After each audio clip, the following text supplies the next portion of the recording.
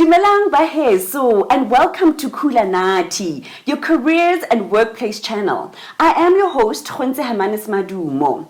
Now, at CoolerNathi, we're in the business of giving the people what they want. So with this episode, we're introducing a new feature called Tips and Things. What we really hope to achieve with Tips and Things is to give you exactly that. Tips and things in between on managing your career and the workplace a little bit smarter.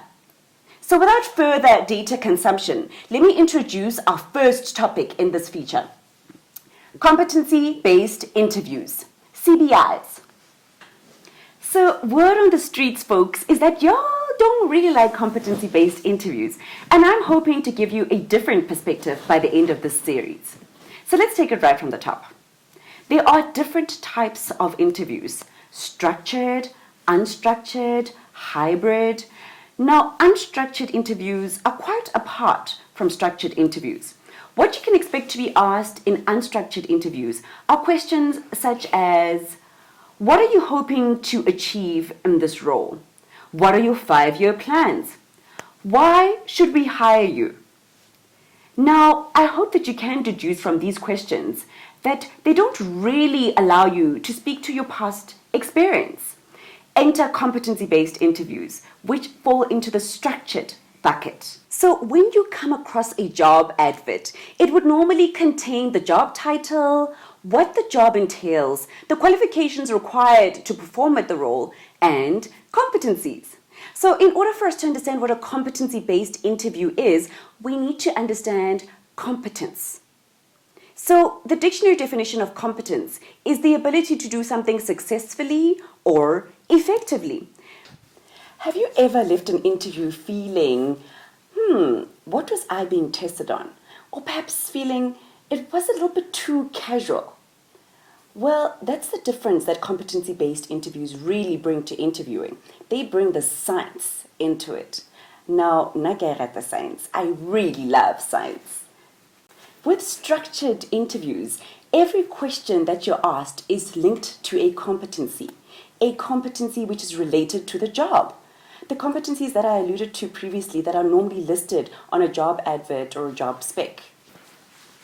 So, folks, each question that you're asked has specific criteria that needs to be met in order to determine whether or not you might be the potential successful candidate.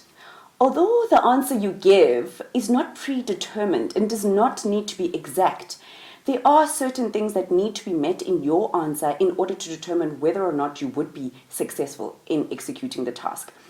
Oftentimes, how candidates answer questions determine whether or not they will be the successful candidate. If you're looking at an answer from candidate A and then an answer from candidate B, and candidate A has been able to speak to the experience in a way that makes sense, and they've been able to own tasks that they've been given, that they were responsible for, if they're really able to speak to their experience in a more efficient way, and really what the panel is listening out for is how you've executed tasks. So that is by far the most important thing about competency-based interviews, and that's what you need to be aware of, the how.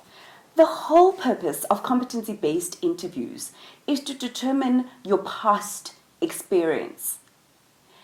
And the logic behind that, or the science behind that, is that past behavior predicts future behavior.